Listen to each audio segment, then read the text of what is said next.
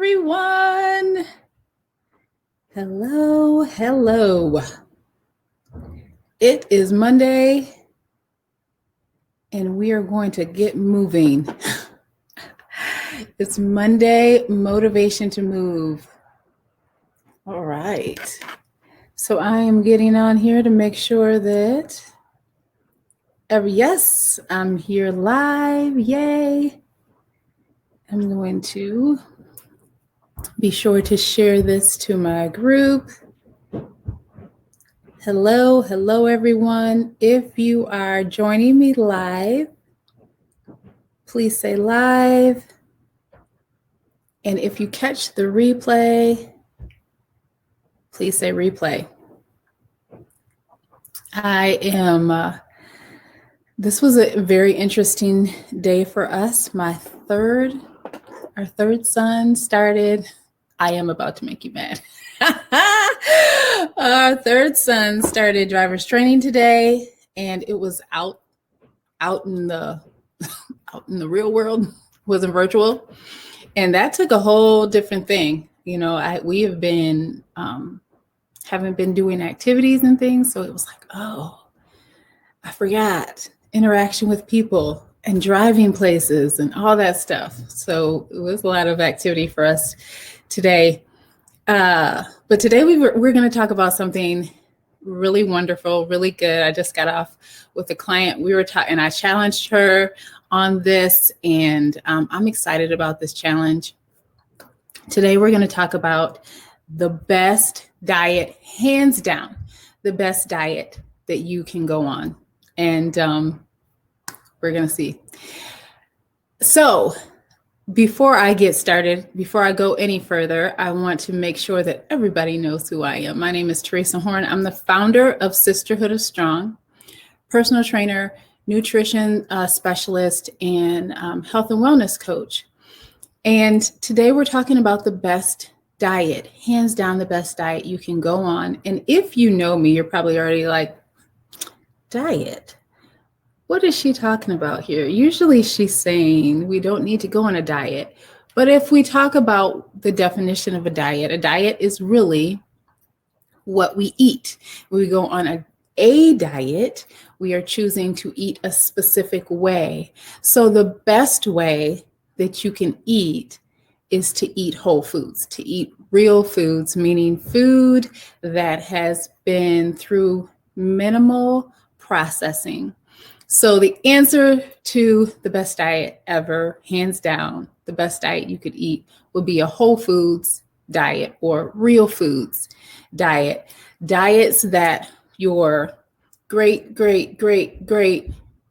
grandmother would recognize as food. You got to think, if we go back 4 generations, some of the things that we eat, would our grandmother even recognize some of this as food, right? Like, what would your great grandmother think of, I don't know, Oreo, right? Or a bag of cookies. Oreos are cookies, but like bagged cookies, would your great grandmother eat cookies out of a bag? Like, would that even make sense? Or potato chips? Would that make sense to them? You're eating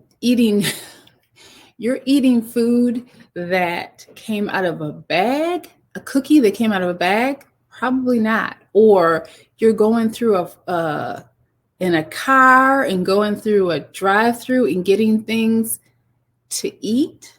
Like, would that make sense to them? Probably not. It probably wouldn't make sense.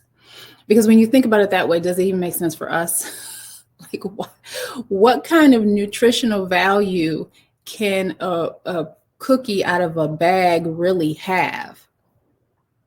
How many nutrients are in that food? Not tons. And if we think about the reason that we eat food is for the nutrients, or at least that's the reason we should be eating food, or at least a reason, are the things that we're choosing really satisfying those needs? So when we talk about I'm hungry, Well, maybe we are hungry for nutrients because the foods that we have been eating aren't really full of nutrients at all. So the very best diet that you can eat is going to be a real foods diet.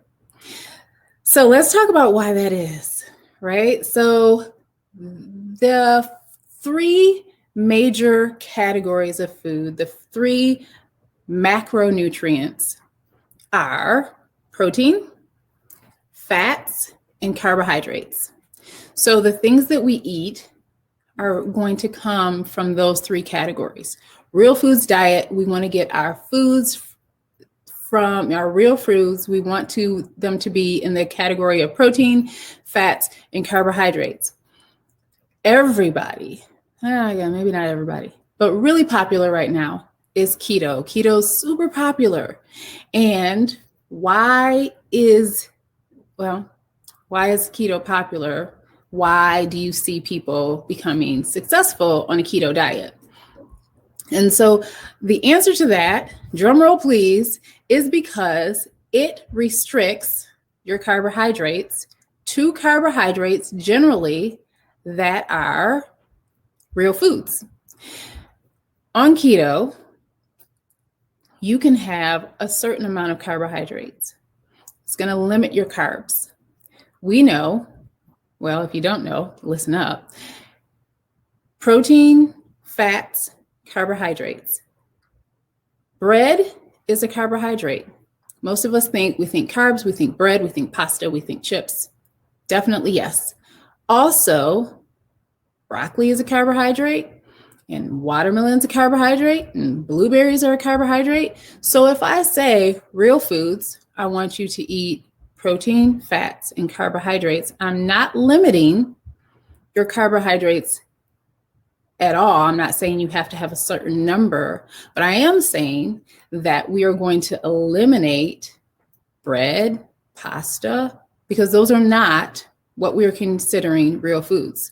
We are considering vegetables and fruits. And that is where you'll get your carbohydrates on the real foods diet. I know some of y'all was like, wait a second, I was with you until you eliminated bread and pasta. Yes, we are eliminating crackers, cookies, pasta, bread, all of those things. And I know some of you are like, but I make it from scratch. I ground my own flour. Yeah, that probably would fall into that category. But my challenge to you is to eliminate that as well. Take it out. So when we take bread, pasta, when we take those things out, not only do we eliminate a source of sugar, because all of those things turn to sugar very quickly in our body because they're relatively low in fiber. We eliminate a source of sugar. We also cut down our carbohydrate load without taking away all of our carbs, and more importantly, without limiting the nutrient-dense carbohydrates, because we need carbs we need them for lots of reasons, but they help us focus. They are a great source of energy.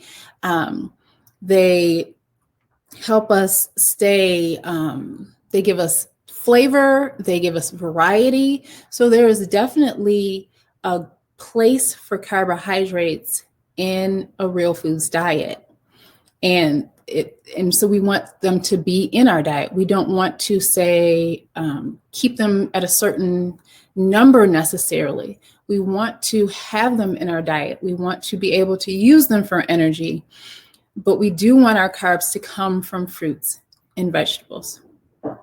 So we want to talk about the quality of our carbohydrates, our fats, and our protein, not necessarily the quantity. Because when we have high quality, we don't need the same quantity.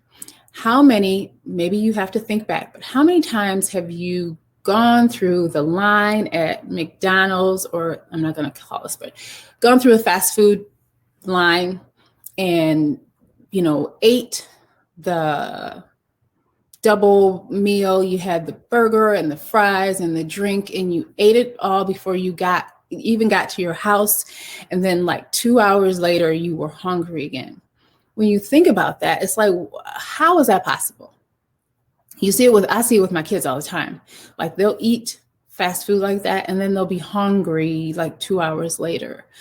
If you think about what hunger is, if hunger is the need for energy, the need for nutrients, how many nutrients are in that food? What are the major nutrients? There are protein, carbs, and fats.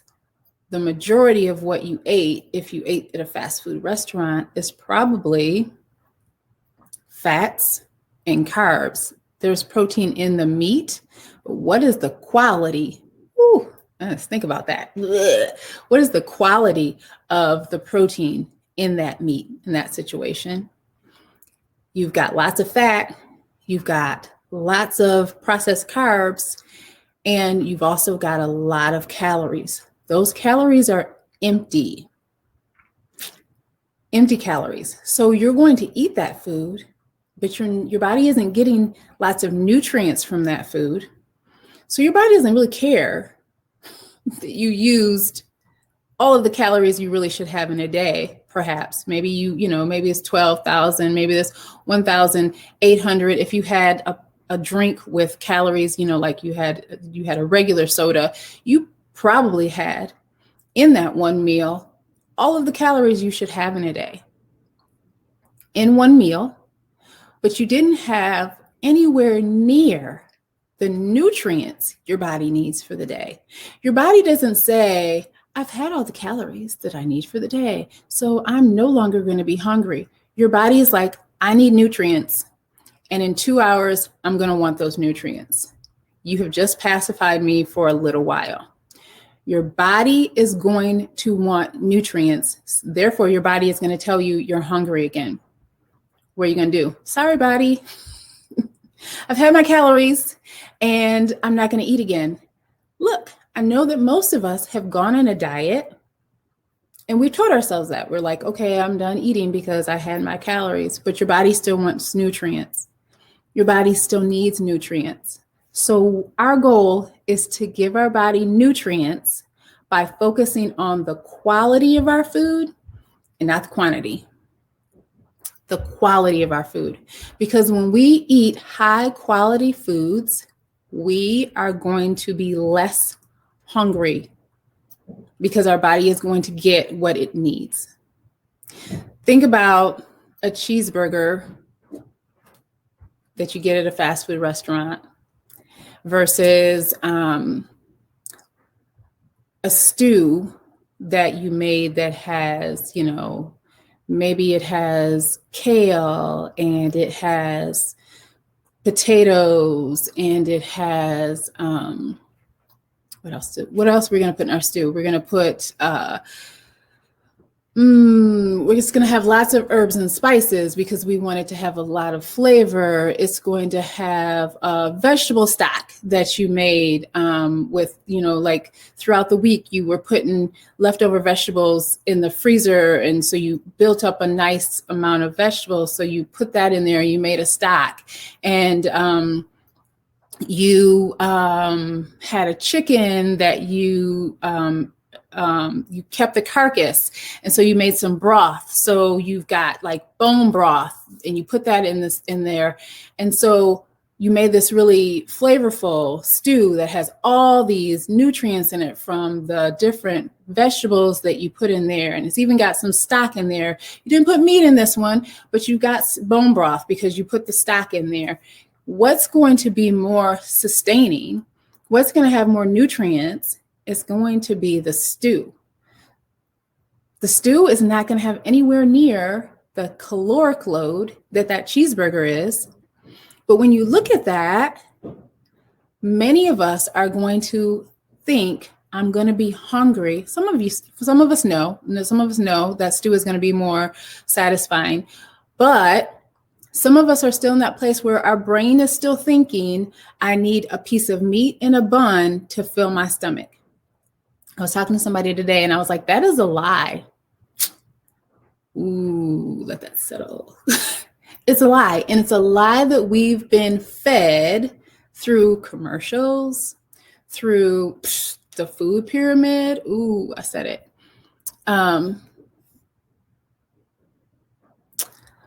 Let's see. I'm not sure if that happened. It's looking like I may have lost connection. I'm going to keep going. Hopefully that's not true. But let's see. All right. Hopefully I'm good. If you guys can still see me, let me see. I don't know. Give me a thumbs up in the comments if you still can see me live. Yay. Okay, good. So, yeah. So there we go. So we want to, thank you. Those things, you don't need bread. You don't need bread. If we look at the food pyramid, and I know this is, if we look at the food pyramid, the way it's set up, and now it's my plate, there are grains on those plates, and it makes you think that it's a macronutrient. Grains are not a part of you don't have to have grains to live. You don't have to have grains to live. You don't have to have bread. You don't have to have pasta. You don't have to have wheat. You don't have to have those things. Those are carbohydrates. You do need carbohydrates to live. You do. However, you don't have to get them from bread. You can get them from vegetables and you can get them from fruit. And those things have more nutrients per pound. So you want to get your food from the most nutrient dense source. If you think about somebody who is a very good budgeter, like you can get $50 and you can take that $50 and you can feed a family of 5 because you know how to work it. Think about it in that way. If you have a certain amount of calories, and how are you going to do the best nutrient wise with that certain amount of calories? How are you going to spend those calories to get you the most nutrients? Not the most quantity, the most nutrients. Because if we talk about quantity, you can take $50, you can get boxed macaroni and cheese, you can get a whole bunch of boxes and bags of food that is nutrient deficit. You want to take it and get the most nutrient dense food, the food that has the most nutrients, hands down, and spend it that way. So there's beans, right? And it's not going to be canned beans because you want to spend those calories well. So a bag of beans is going to go farther than a can of beans, right? Those are the things you want to think about. How can I get the most nutrients in this food? Now, this takes, for most of us, a lot of unpacking things that we have done for years, and it takes some planning on how we're going to eat. Generally, this takes more time. And this is why we plan. This is the reason we meal plan. Not because we love meal planning or not because we have so much time on our hands that we want to fill it with meal planning. We plan our meals because we're going to be hungry, and the things that have the most nutrients, you need to plan for them. You need to plan to have them, and you need to plan to eat them. If you think back to that stew that I talked about, that took time. It took some time to make a stew. And yes, you could put it in an Instapot, but at least you have to plan to have the vegetables available to make the stew. Right? If you want to be really smart with your stew making, I mentioned a carcass of a chicken. So, we want to make sure that we keep that carcass of the chicken so we can use it for the stock. We want to make sure that we keep our fruits and vegetables leftovers so we can keep it for the stock. So it takes a little bit more planning, but when we look at the health, our overall health of ourselves, and which this one always gets me, of our families, we can put in that time. It's not unreasonable for us to do. And it's not beyond what we're capable of. You are capable of many things. Many of us here, if you're watching me, you know that you're part of the kingdom. You're a disciple of Christ. You can become disciplined with what you are eating. You can do this. You absolutely can. So I have talked about a lot today, and I think that I hit most of the things that I wanted to talk about.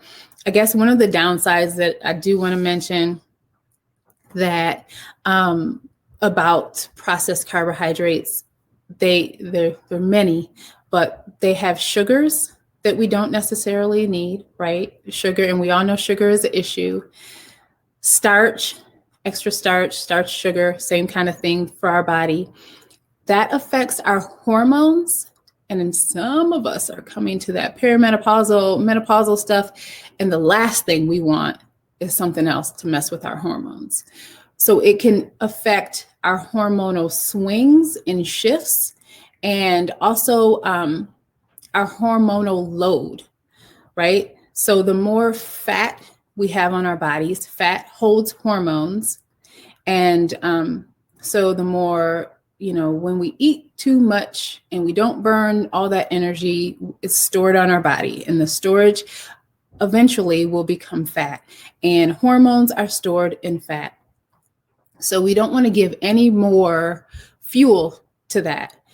The other thing that I want to mention is, I just thought of when we are losing weight, we are also dumping fat and hormones. So there's going to be a little bit of hormonal shifting when we're losing weight, and to also keep that in mind. So if you feel like I'm doing good, things are going great, and then you start to break out, your skin starts to break out, and you're like, but I know I'm drinking my water, and I know I'm using my turmeric soap, and I know I'm doing all of these things. Part of it could be the fact that your body is getting rid of toxins. And we know then when our body rids itself of toxins, they flush through.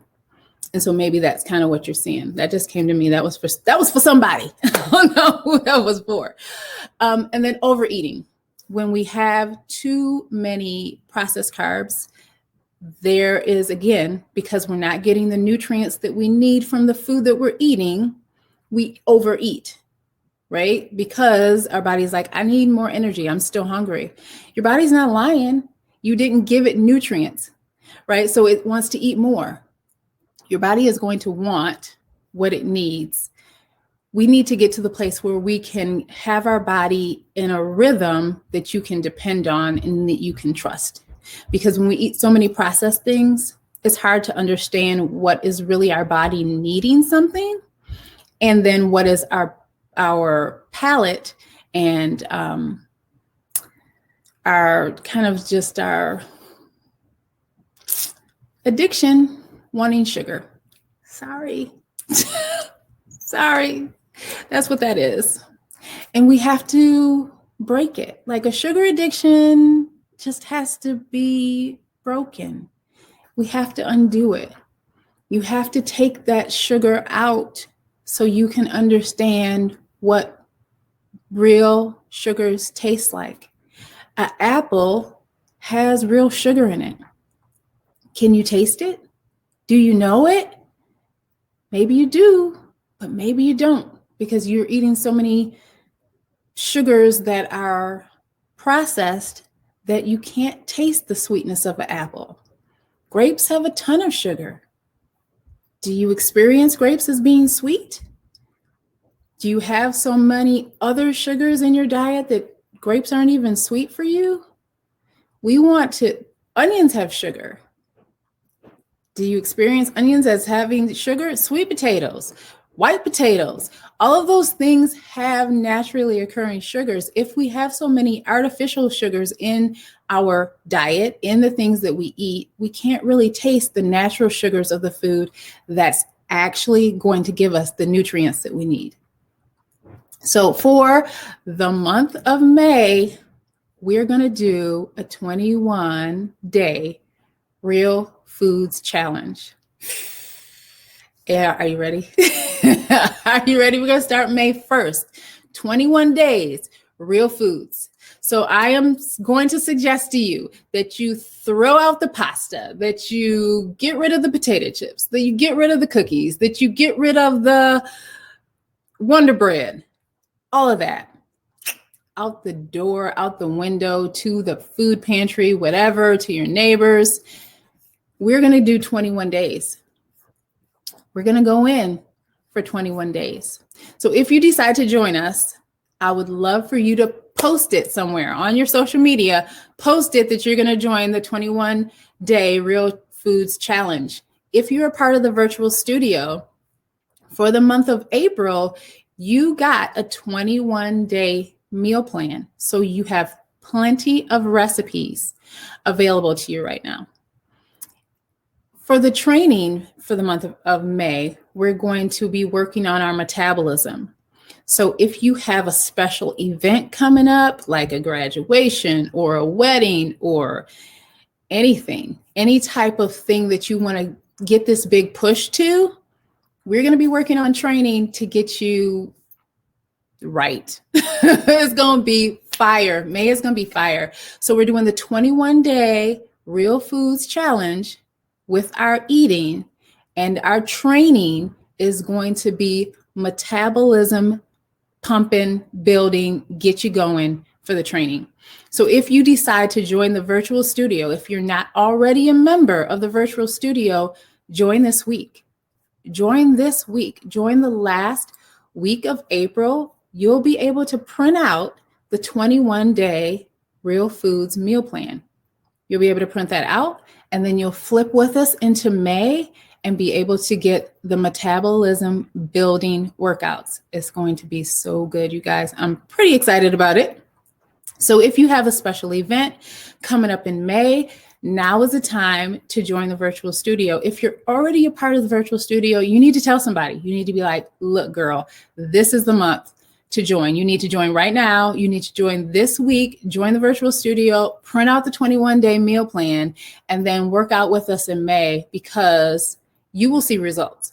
I ain't even gonna lie. You will see results. Like, you cut that processed food out and start working out, you're gonna see results. You absolutely are. I'm basically guarantee that. But you have to actually eat the real foods. All right, so join us now, virtual studio. If you join now, if you join this week, and I will put the link to join in the comments when I finish this up. You join this week, you'll be able to get April's meal plan, and then you'll roll into May with us, and you can join us working out. The virtual studio has a full variety of classes, and then we also monthly you get recorded classes. So we have boxing boot camp, strength training, bar, stretch, ant build. There's a wide variety of classes available that happen live, and then you also get recordings, so you can you'll get all the goodness. Catching us live is the best because there's that accountability of joining us live, but you also have recordings. So this is the week to join. Like I said, when I finish this up, I will put the link to join the virtual studio in the comments. If you're not already a member of the Facebook group, I'm going to put that here now.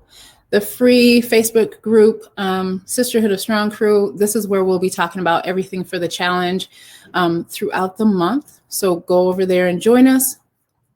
And I'm excited about May. It's Metabolism May.